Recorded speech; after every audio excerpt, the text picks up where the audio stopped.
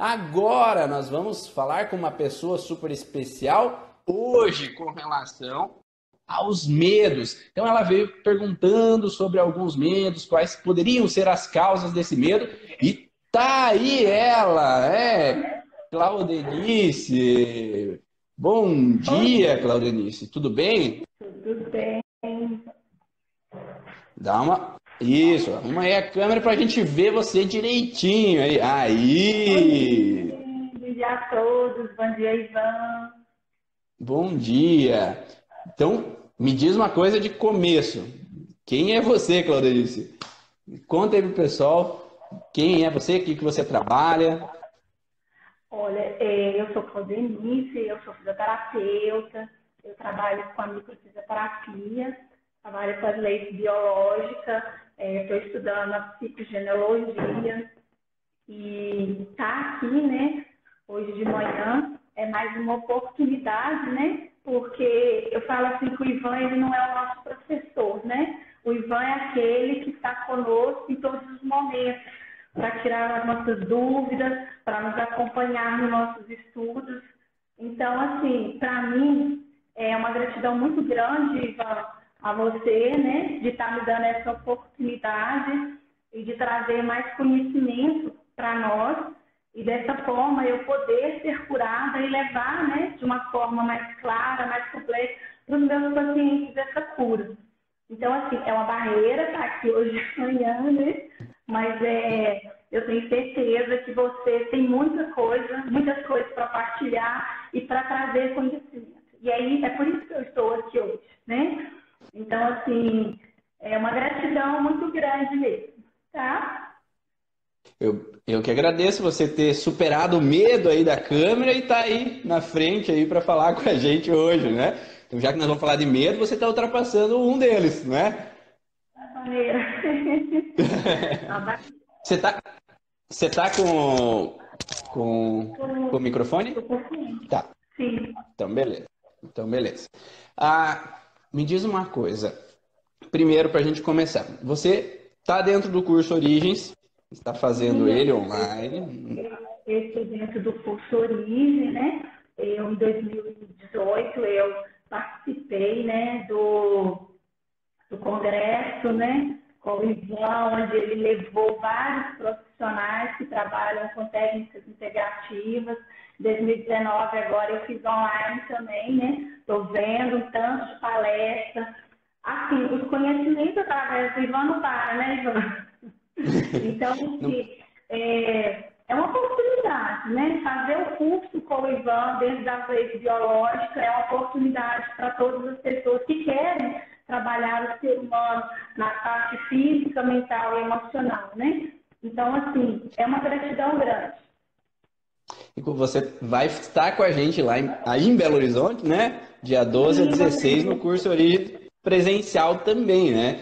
Então nós vamos ter uma troca presencial aí também, além do curso online, nós vamos estar juntos no presencial. É uma grande dúvida que eu tenho com relação aos alunos, antes da gente começar, é com relação ao fato de que o que eu falo geralmente é que a gente consegue, identificando a origem do sintoma, trabalhar o paciente para que ele tenha uma resposta mais rápida.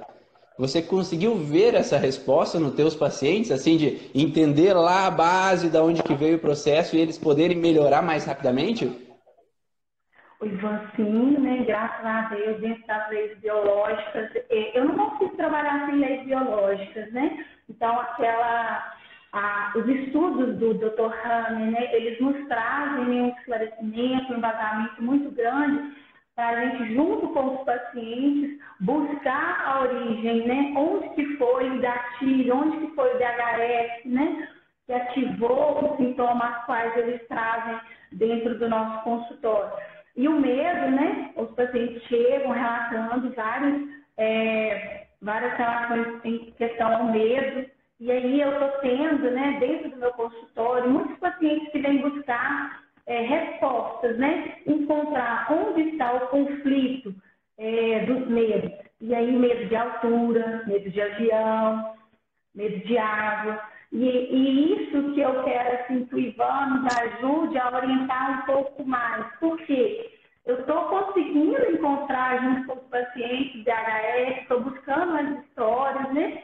Onde que está sendo o gerador do conflito ali, o choque emocional. Estou trabalhando a ressignificação, né, dentro da nova medicina germânica e também, né, dentro da microfisioterapia. Uso a psicogenologia para olhar as projeções, né, as repetições, as lealdades do sistema, mas eu ainda acho que tem algo a mais que o Ivan pode nos ajudar. E eu gostaria, né, que o Ivan trouxesse esse conhecimento aí para nós, para nos ajudar ainda mais, né, a trazer. Apesar de que eu sei que não sou eu nem você que vai trazer a cura para o paciente, né?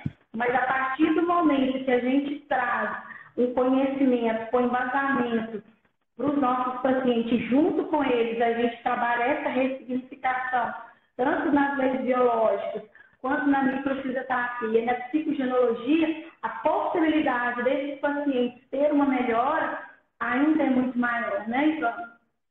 Sim. Então vamos começar por um que você falou ali do contexto do medo de avião, né? Essa é a base. Então a gente pode encontrar diferentes padrões, né? Primeiro, a gente vai ter uma vivência no contexto real da palavra, né? Que é o medo que a pessoa viveu lá, dentro desse avião mesmo. Então, se a gente tem medo, é porque viveu alguma coisa. Se eu nunca vivi nada, não tem por que ter medo, não é? Então, se eu nunca passei por uma situação, não tem por que eu ter uma insegurança, um medo de viver aquele processo, né? Então, por exemplo, se eu vivi uma perda de um filho, eu posso ter medo de perder um filho novamente. Mas se eu nunca perdi um filho, a tendência é que eu não vou ter medo de perder.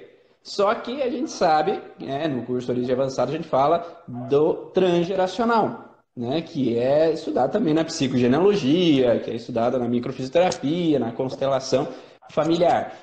Quando há um processo no transgeracional, por exemplo, de uma mulher antes de mim, um homem antes de mim, que perdeu um filho, eu já trago uma propensão de ter o medo de repetir essa história, né? Então, porque não necessariamente eu tenho que ter vivido, mas alguém da história do meu clã, que está associado a mim, né?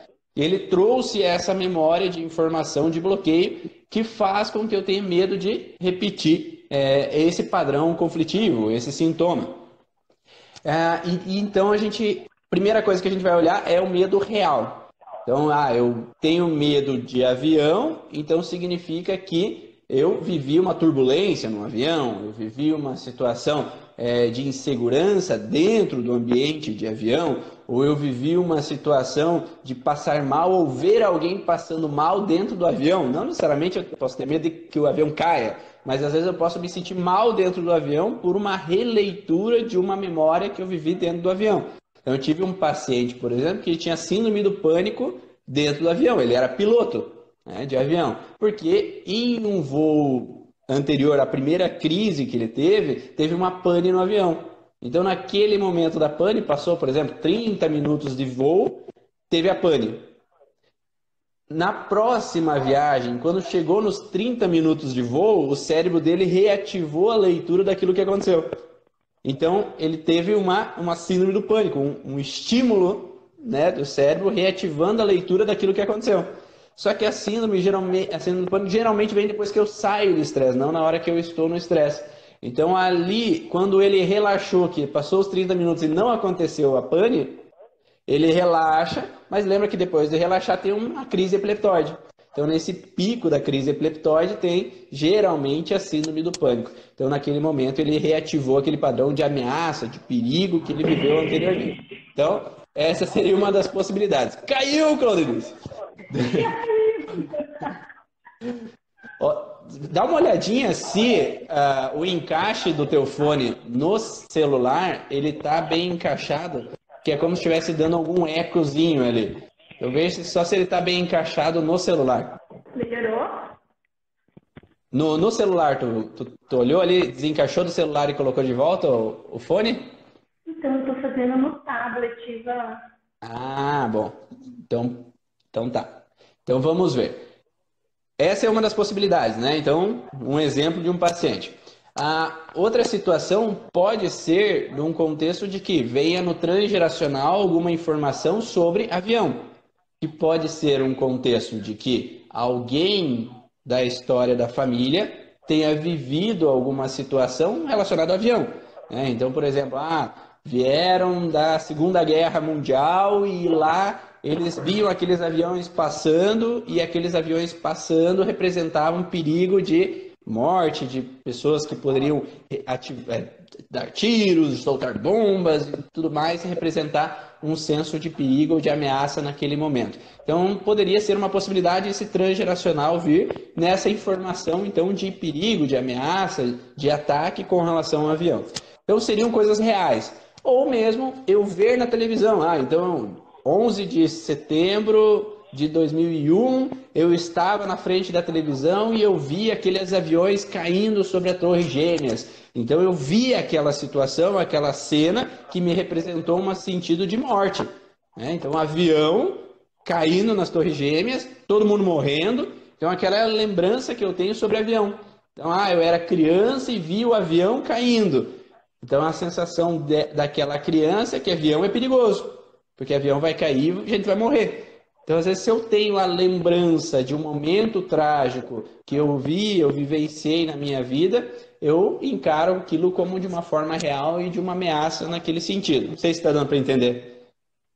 Tá sim, tá claro, tá dando para acompanhar. Tá. Então, isso é, às vezes, possibilidades reais, né? Agora, nós temos um contexto simbólico, né? Que nem tudo, às vezes, vem no real da palavra. Eu tenho pacientes, às vezes, que só tem medo de ir no avião quando ele passa sobre o oceano. Se ele está passando sobre a terra, não tem problema. Então, por isso que tem que fazer um funil do medo. O funil do medo é assim: você tem medo. Eu tenho medo. Então, ele chega na clínica: eu tenho medo, eu quero tratar meus medos. Tá, mas medo do quê? Então, primeiro, descida no funil, né? Então, eu tenho medo de avião. Ok, tu tem medo de avião. Mas a gente tem que descer o funil, tem que afunilar. Mas perante ao que do avião você tem medo? Eu tenho medo de ficar fechado dentro do avião. Eu tenho medo de passar por cima do oceano. Eu tenho medo de passar mal lá dentro e não ter ninguém que me cuide, né? Eu tenho medo de ficar sozinha dentro do avião. Porque é um lugar fechado. Então a gente tem que ir afunilando o contexto do medo para chegar exatamente de qual é o medo real. Porque às vezes eu tenho medo de ficar mal lá dentro. Mas e qual que é o perigo de você ficar mal lá dentro? Tu tá funilando. É o medo de eu morrer. Aí nós chegamos no medo concreto, que essa pessoa tem medo de morrer e não ter assistência ali naquele momento. Não de ficar doente lá. Ficar doente, tudo bem, eu posso ficar mal, eu posso vomitar, tudo bem. Mas qual é o perigo real que ela está passando lá dentro do avião? Eu tenho medo de passar por cima do oceano. Tá, mas qual é o perigo disso? Né? Porque eu tenho medo de cair na água e eu não saber nadar. Então, beleza, daí eu não sei nadar e qual é o perigo? De eu me afogar. Então, o medo dela é de se afogar, não medo de avião. Porque às vezes a gente vai tratar uma coisa que às vezes vai estar tão amplo o processo que a gente vai achar um monte de possibilidades que não é a possibilidade específica. Não sei se está dando para entender. Sim, tá dando para entender. Por isso que tem que descer o funil, né? Então eu tenho medo de ficar sozinho em casa. Mas e qual é o perigo de ficar sozinho em casa? Eu tenho medo que aconteça alguma coisa comigo. E qual é o problema de acontecer algo contigo? Que eu morra e ninguém me cuide, né? E ninguém veja, e ninguém me salve ali naquela hora. Tenho medo de ficar sozinho porque pode aparecer um bandido. E qual é o perigo de aparecer um bandido? Porque ele pode me abusar. Ou porque ele pode me matar, né? Então, o funil do medo, a gente tem que sempre, nos medos, entrar nele. Porque enquanto a pessoa não especifica qual é o medo real dela, a gente não consegue chegar ao DHS preciso. Eu tenho medo do escuro. E qual é o perigo de você estar no escuro? É porque pode chegar alguém e eu não ver que aquela pessoa pode chegar e me fazer mal. Que tipo de mal que você pensa que passa pela tua cabeça? Ah, eu medo disso, daquilo. Ah, eu tenho medo de ficar no escuro. Mas por quê? Qual é o perigo? Ah, porque eu tenho medo que surja um fantasma. Ah, ok. E qual é o perigo de surgir um fantasma? Ah, porque vou me assustar, ou porque eu já vivi uma situação de ver um vulto alguma vez e me assustei. Então, tem que ser afunilar. Eu posso te fazer, perguntar, levantar uma questão de um caso clínico? Pode? Dentro dentro das sessões, o que acontece? Às vezes eu observo, por exemplo, no caso do medo de avião, né? O paciente, ela não tinha o medo de avião. E esse Uhum. medo de avião, ele foi acionado aos 34 anos de idade, quando ela estava indo fazer uma viagem, uma primeira viagem com o marido e com a filha, de 4 aninhos. E essa viagem, ela não tinha medo de avião. Durante essa viagem não teve nenhuma turbulência, não teve nenhuma intercorrência, mas ela me relatou que é como se ela tivesse entrado em pânico. O coração ficou acelerado, teve sudorese, teve ânsia de vômitos. E a partir desse momento, né, dessa viagem, que ela começou a ter grande medo de viajar de avião. E ela é uma executiva que trabalha, né, fora, e ela precisa de fazer muitas viagens no decorrer do mês. Em lugares que ela poderia ir de avião, devido a esse medo, esse pânico, ela não tem conseguido mais ir de avião. E aí ela está indo de carro. E ela fala assim, olha, o conflito é tão grande que se eu vou de carro, eu me sinto impotente, porque eu poderia estar indo de avião. E se eu vou de avião, eu entro na fase de conflito ativo, na epicrise de novo. E aí ela falou assim, o que é que está acontecendo comigo que pode ser mudado isso? E aí eu fui buscando dentro da história dela, Ivan, e aí ela me falou que o primeiro sintoma, né? Aí eu fui em cima dos sintomas, né? Falei assim, olha, quando foi que você sentiu pela primeira vez esse sintoma de coração acelerado, de sudorese e de irritação? Que ela falou assim, eu gritava. Aí ela me falou assim, olha, foi quando eu estava ensinando o dever de para casa para minha filha, e eu me senti ali naquela situação encurralada.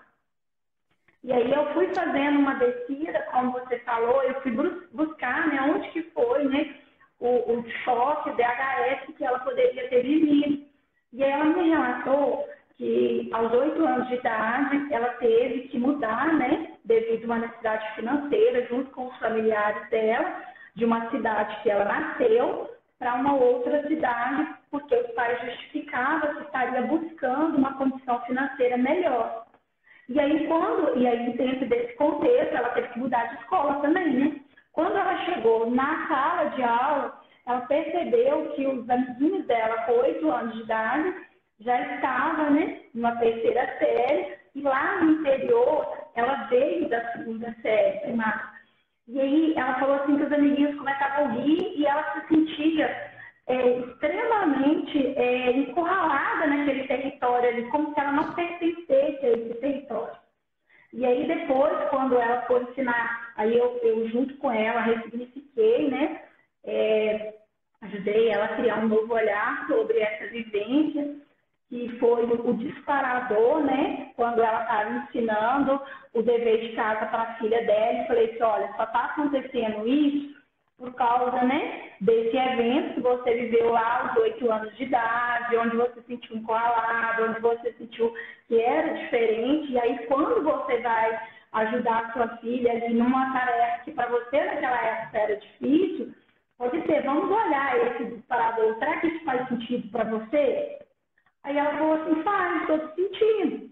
E aí quando ela retornou na sessão, ela falou assim, eu não tenho mais esse medo de ensinar a minha filha, muito pelo contrário, eu partilhei com ela, né, o porquê que a mamãe ficava tão eufórica, tão exaltada na hora de ensinar o dever, que não era o desejo da mamãe, mas que a mamãe não conseguia fazer diferente, né, porque a mamãe viveu lá atrás um sentimento de injustiça, um sentimento de encurralamento, de não pertencimento dentro daquele território.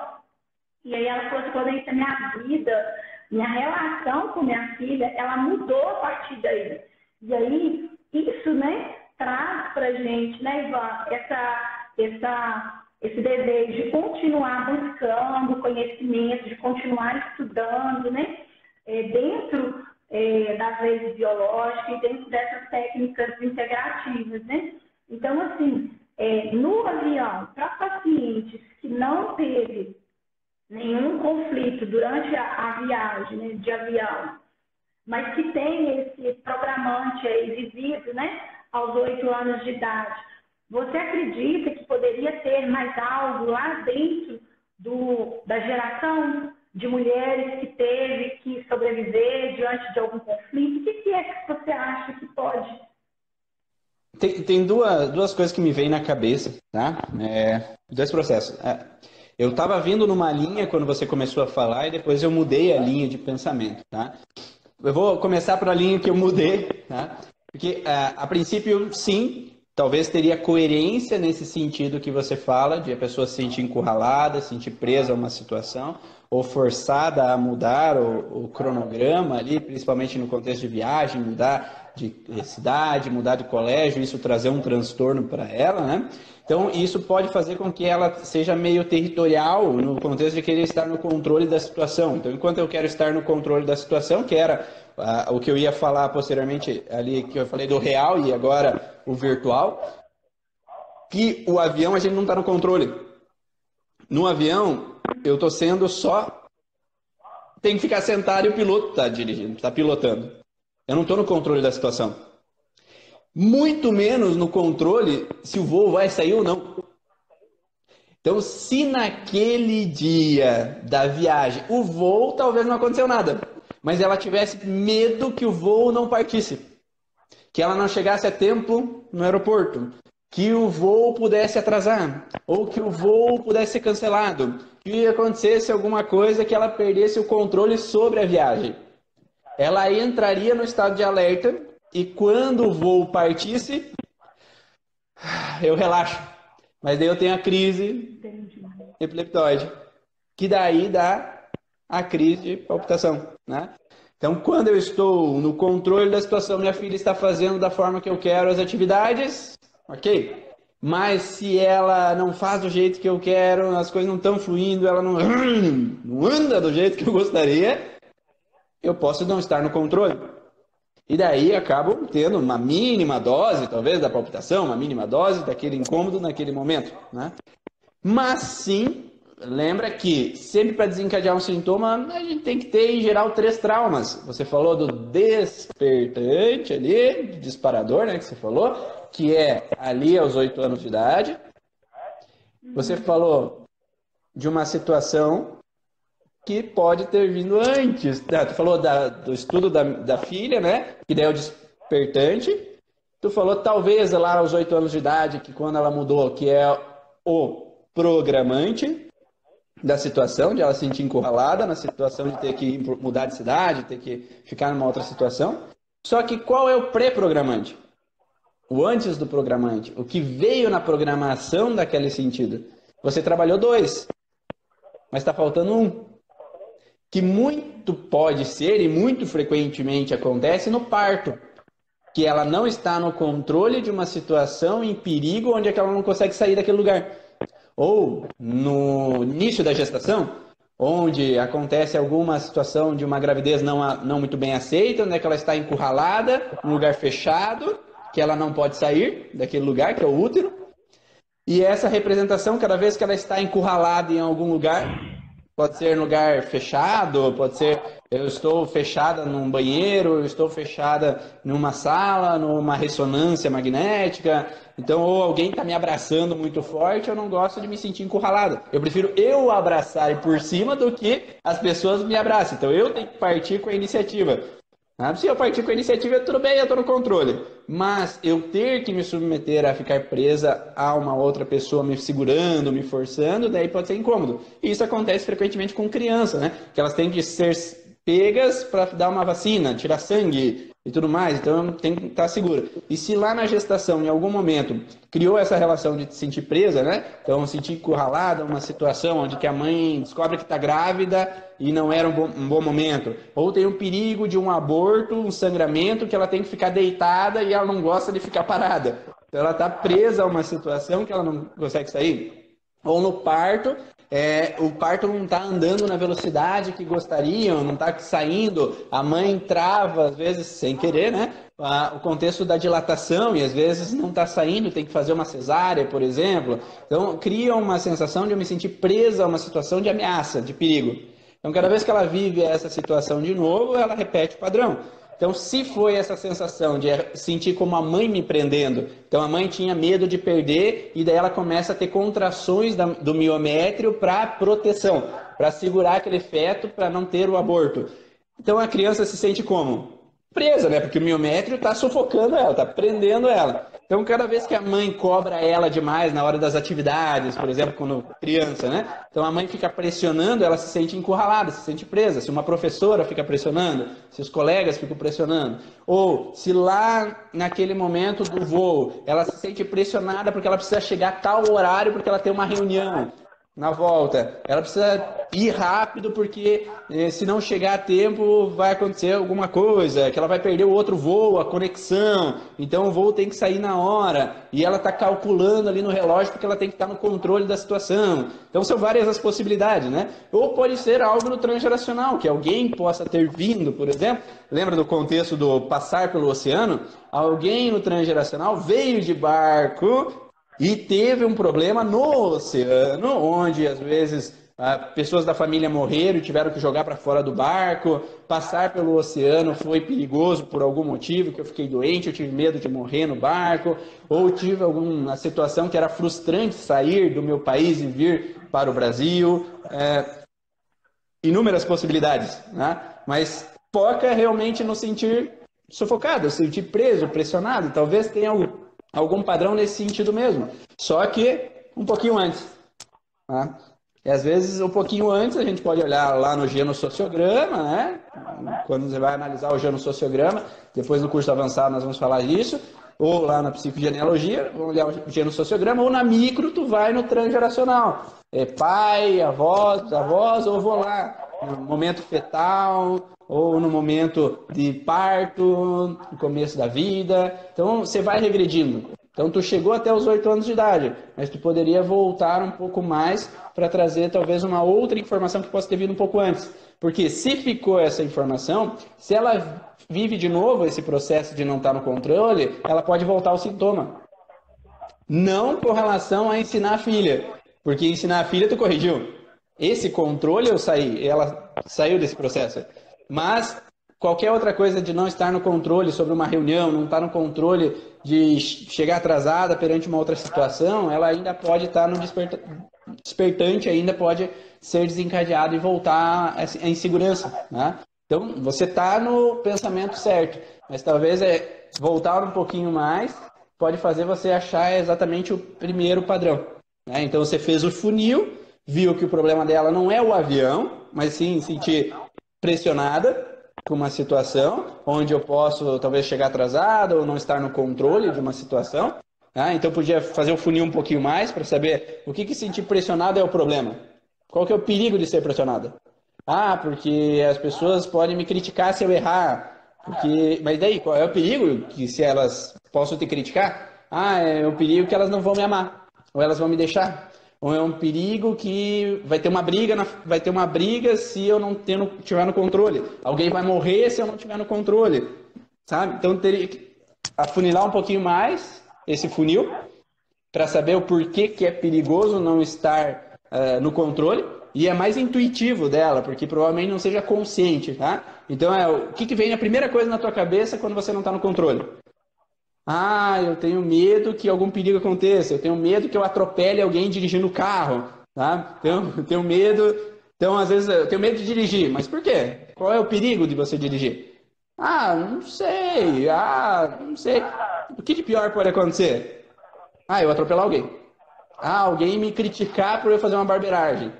Ou meu esposo brigar comigo porque eu bati o carro, tá? Então, Tem que afunilar para ver da onde que vem esse processo. Se foi, o esposo me criticar porque eu bati o carro, porque lá na adolescência eu peguei o carro do pai, dei uma acelerada e ele brigou comigo, gritou comigo e tudo mais. Então, às vezes, esse funilzinho, às vezes pode afunilar um pouquinho mais e daí ir um pouquinho mais para trás. Não sei se deu para entender, faz sentido, Claudinei? Sim, sim. Inclusive, eu trabalhei com ela na microfisioterapia. Eu encontrei uma memória, né, na segunda geração, por parte de mães, mulheres, né? E aí eu encontrei o eixo 1, né, onde que fala, né, dos grandes medos, medo de morte, né, e da manutenção de vida, a conservação da vida. E aí eu pedi para ela fazer uma carta simbólica, né, que é aquela carta lá que a gente... Aí eu pedi para ela fazer essa carta, ressignificar dentro da história transgeracional dela e seguir, né, a vida dela sem esses grandes medos, né? Porque ela pode, né, ser livre a partir do momento que ela toma essa consciência de que ela pode andar de avião e de que andar de avião para ela é seguro e que ela não precisa, né, de estar no controle, ela não precisa de estar ali controlando todas as coisas para ela seguir o caminho dela. Então, assim, foi... Pode falar. E lembra assim, se você está na micro, você tem os órgãos que você encontrou, né? Você encontrou que é a segunda geração, certo? Você pode potencializar esse processo sabendo quem foi, né? Então, é do lado do pai ou da mãe? Da mãe. Avó. Então eu sei que é a avó que viveu, não o avô. Então ela vai mais precisa no processo. Porque se ela mandar alguém da segunda geração viveu, é muito amplo. Quanto mais afunilado a gente for preciso em quem é a pessoa, maior é o resultado. Então eu sei que a avó materna viveu. Eu conheci a avó e tal, e tal. Beleza, tu conheceu a avó. Agora, o que ela viveu? Daí a gente vai construir a história. Então eu sei que ela viveu, vamos dizer que na micro, a B2, que é hipotálamo. A B3, via 1, que é via 1 em tecido 8, que é derme, por exemplo. Via 1 em tecido 8 é perda de proteção. Via 2, via 3, via 4, via 5 em tecido 4 é morte. A morte está sobre mim. Tem alguma coisa rondando um perigo de morte. Então eu já sei que ela tem um medo de estar desprotegida, a morte está me rondando. Daí eu tenho o esfíncter anal, onde tem um contexto de crise de identidade. Qual é o meu lugar? Que direção eu tomo? Qual é a minha direção? Ou como se eu não me sentisse à vontade em algum lugar. Porque BA6 tem a ver com território, que é a bexiga. Então eu sei que essa pessoa não se sentia segura em estar em algum lugar, que ela se sentia desprotegida. Daí eu vi isso em F, mas eu posso ver em G. Que eu posso ter, então, arco nasal, olho, ouvido, nariz. Que eu posso ter um via 1 no sentido de tecido 6, que é um conflito motor, de me sentir preso a uma situação. Via 5 em tecido 6, que eu posso me sentir numa ameaça no meu território. Então eu sei que ela viveu uma situação sofrida, de medo, de sentir desprotegida, de estar em algum lugar, num perigo de morte. Isso gerou nela uma situação de insegurança e se sentir presa. Então o perigo está vinculado a uma sensação de morte. Mas gerou nela a sensação de frustração de se sentir presa. Encurralada a uma situação, uma ameaça, na avó dela. E daí você calcula a data que a avó viveu. Eu sei que 1, 2, 3, 4, 5, 6, 7, 8, 9, 10, 11, 12, 13, 14, 15, 16, 17, 18, 19. Com 19 anos de idade, a avó viveu essa sensação de se sentir presa a uma situação, encurralada numa relação de perigo de morte. Onde, por exemplo, ela estava casada e o marido era alcoólatra e ele chegava em casa e ameaçava ela de vida.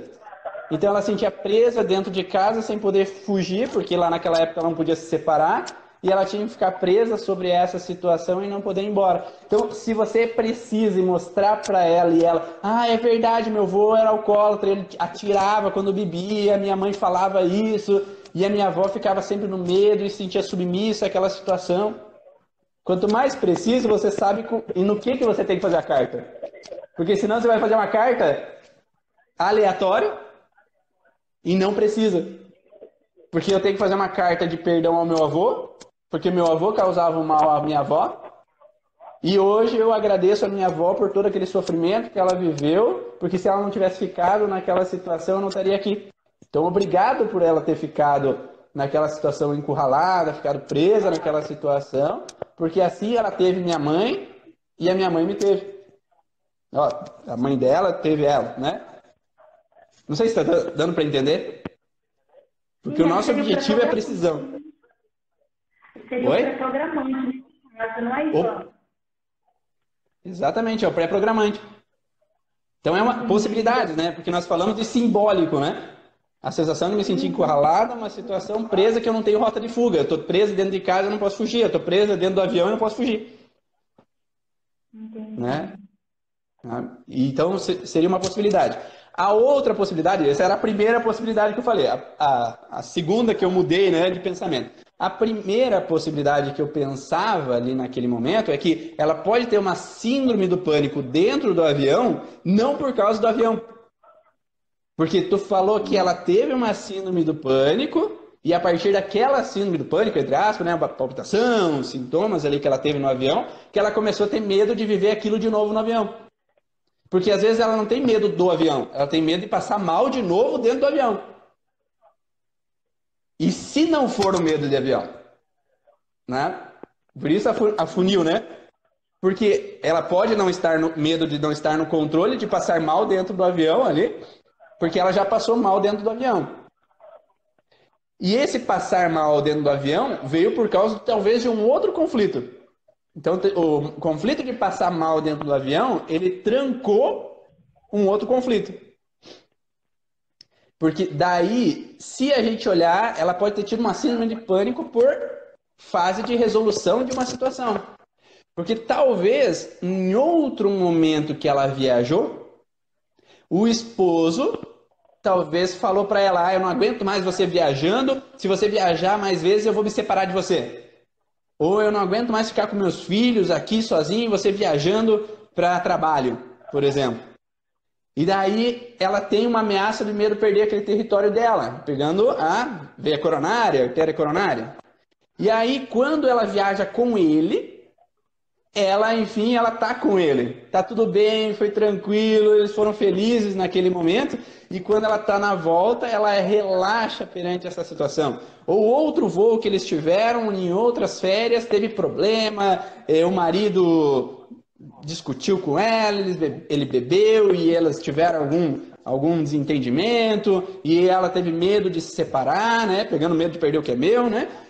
E aí, quando essa viagem foi tudo ok, finalizou tudo ok, eu relaxo, mas eu tenho uma crise epileptoide dentro do avião. E daí ela tem a palpitação, ela tem medo de morrer, porque lembra, a artéria coronária e veia coronária, quando estão em fase ativa, elas desencadeiam medo obsessivo de morte. E esse medo obsessivo de morte, quando eu estou em crise epileptoide, eu tenho a palpitação, a arritmia e o medo que eu vou morrer. E ela pode ter tido a crise. Só que não é o avião que causou a crise, é o relaxamento da viagem anterior, de um processo anterior, ou que eles ficaram bem agora porque eles estavam passando uma fase difícil de relacionamento. E agora, quando ela relaxa, né, por acaso foi dentro do avião. E daí, agora ela liga o avião como um perigo de saúde dela. Porque daí ali, se acontecer alguma coisa, se eu morrer e não tem ninguém para me salvar, e não vai ter recurso, não vai ter médico, daí ela começa a pensar no perigo de morte. E daí ela entra num... Agora ela desencadeia a crise epileptoide do medo de perder o que é meu, desencadeia uma outra DHS. Que daí vai ser reativado cada vez que eu entre num avião. É um trilho do conflito. Então ela pode ter uma associação ao avião por causa do medo que ela passou naquele avião. Mas talvez ela não tivesse medo de avião antes. Não sei se deu para entender essa possibilidade. Sim, sim, faz todo sentido. Então seriam duas possibilidades principais. Que é essa que você foi já, né? Tu foi nessa possibilidade inicial lá anterior, de lá da infância, de sentir encurralado e preso a uma situação. mas talvez possa ter tido esse medo com relação a esse processo, porque talvez ela não entendeu por que aconteceu a crise ali de mal-estar no avião. Então talvez ela precise compreender, porque a ponto de interrogação enquanto está na minha cabeça não está resolvido. Quando eu compreendo, eu saio da frustração. Então talvez teria que olhar por que ela teve aquela crise ali naquele momento. Que talvez a palpitação que ela sente com a filha ensinando não seja a mesma palpitação que ela teve ali naquele momento. Pode ser de contextos diferentes. Entendi. E daí, aí olhando essa possibilidade, talvez possa fazer algum sentido para ela ali naquele momento. Faz sentido? Faz muito sentido, ficou bem claro. Deu para quem está acompanhando o seu raciocínio. Sim, tranquilo. Para quem está assistindo aí, me diz se faz sentido para vocês também, porque eu estou só falando com a Claudenice aqui. Então, coloca ali um coraçãozinho ali para eu saber se faz sentido para vocês que estão assistindo também, para eu saber se eu estou falando uma coisa que vocês possam, às vezes, em alguma coisa nos pacientes de vocês, tá? Então, só para eu saber se eu estou no caminho certo, está sendo coerente essas informações. Vou só responder uma duvidazinha da Paula. Eu estou com dúvida sobre medo de doença. O paciente não tem nada no histórico de doença, nem com ela e nem com a família. Estou com dificuldade nesse caso. Então, é a mesma coisa, Paula. Você vai olhar esse contexto do sentido de reativação. Tem que olhar o funil, né? Deixa eu ver se tem mais alguma dúvida. Tem que olhar o funil e esse funil, olhar por que ela tem medo. Qual é o perigo ali? Então, o medo de ficar doente, mas... Qual é o perigo de ficar doente? Hoje a gente sabe, estudando a origem emocional do sintoma, que às vezes ficar doente é uma resolução. Eu estou saindo e é bom, né? Às vezes ficar doente. De vez em quando ali tem uma febrezinha, quer dizer que eu estou saindo num processo que há muito tempo eu estava em alteração. Então eu estava em fase de estresse por muito tempo de uma coisa, agora eu estou resolvendo e agora eu tenho um sintomazinho, eu tenho uma febre, eu tenho uma gripe, e tudo bem, ok. Então, se a pessoa compreende essa relação que, às vezes, o sintoma é uma fase de resolução de uma alteração, beleza. Mas, se ela tem algum medo anterior, é porque em algum momento viveu alguma coisa. Eu já atendi diferentes casos, né? Seja de, às vezes, nasceu bem em contexto assim de ficar bem fraquinha, ela nasceu que ela não era gordinha, né? E a avó chega lá e fala que se não comer direito vai morrer. Então, às vezes, aquela crença, às vezes não é o trauma, mas a crença embutida ali, ó. E essa daí não vai vingar. Ou essa daí, se ficar doente, vai morrer. Então tem que cuidar, tem que tomar muito cuidado. Ou nasceu e foi para a UTI, e ali se tinha essa relação de ameaça, de perigo a todo momento. Ou mesmo na gravidez, teve uma situação de a mãe ficar preocupada e ficar doente, que algum perigo acontecesse com a criança. Então essa relação de entendimento de quando foi essa origem da doença, né? Que ela tem uma informação, às vezes, errônea ali, com relação a essa sensação de perigo, de ameaça, de vivência. E às vezes não foi com ela. Às vezes ela pode ter passado por uma situação de que alguém próximo da família ficou doente e a mãe ia com ela, criança, para cuidar do vô que estava doente e o vô morreu. Então a lembrança que ela tem é que doença é morte.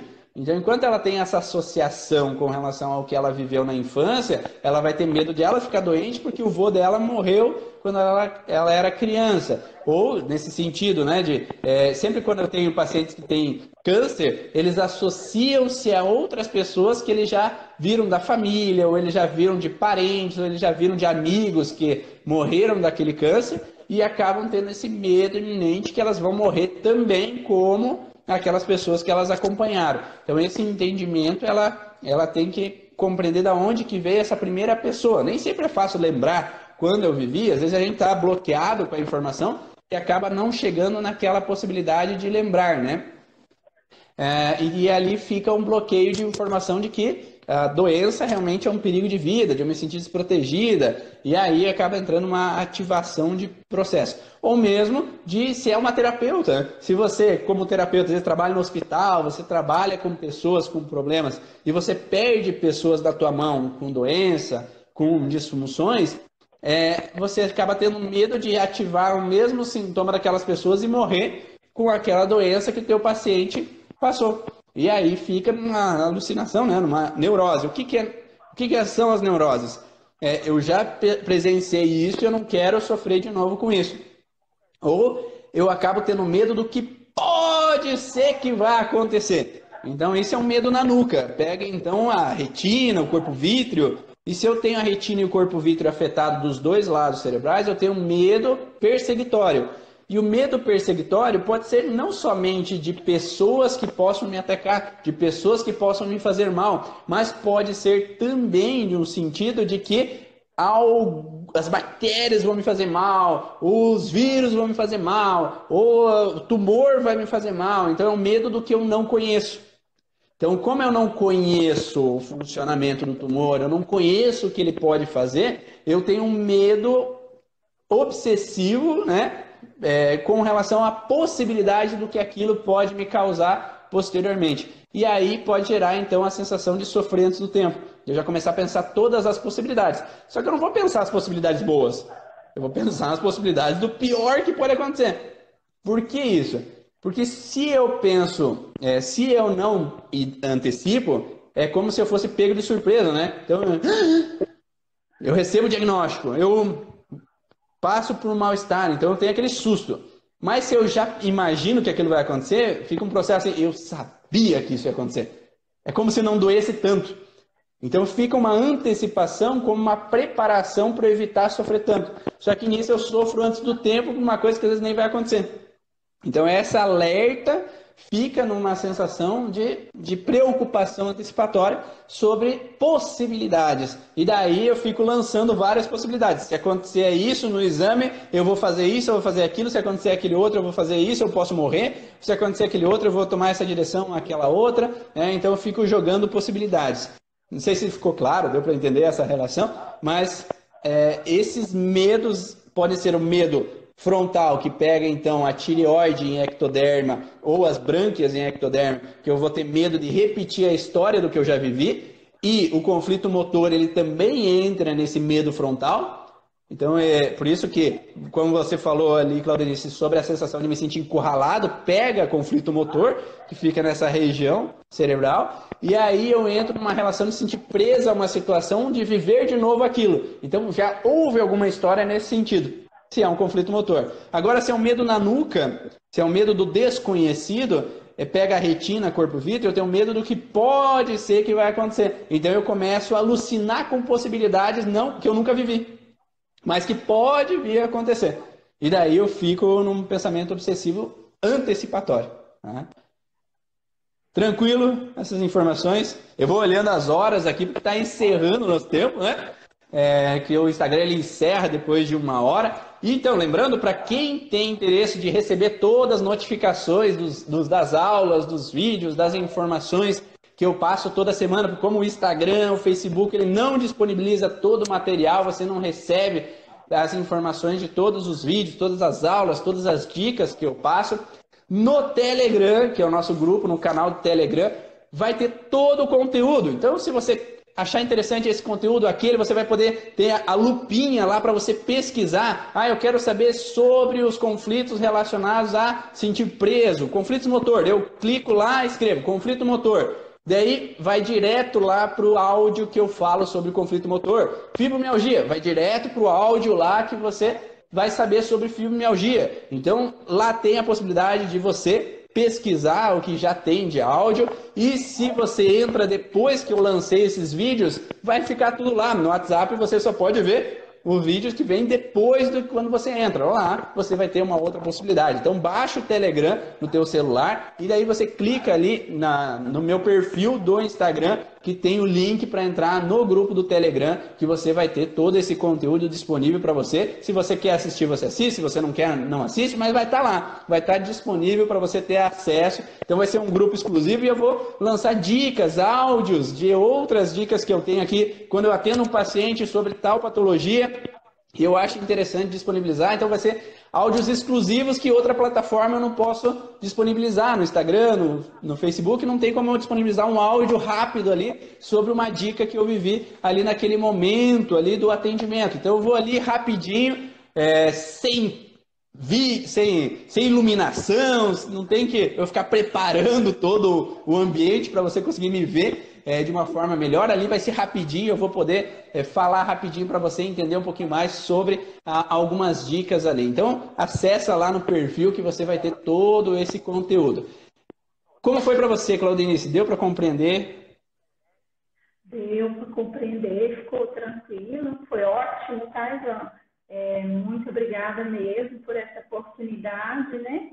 E vai agregar ainda muito mais o nosso conhecimento para estar atendendo os pacientes que virão aí com situações de medo.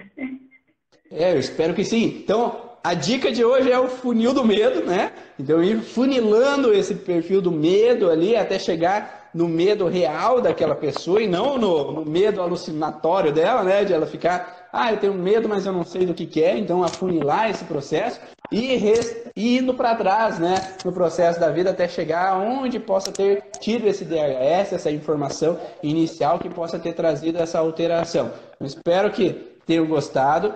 Dá um tchauzinho aí para todo mundo, Clarice. Tchauzinho, então.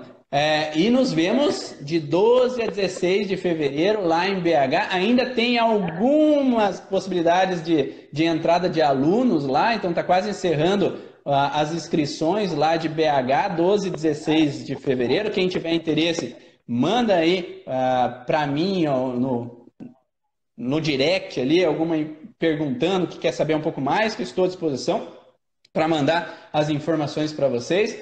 Passou a primeira prova de vídeo, né, Denise? Já passou pela primeira prova de vídeo. Agora tu pode fazer vídeo todo dia.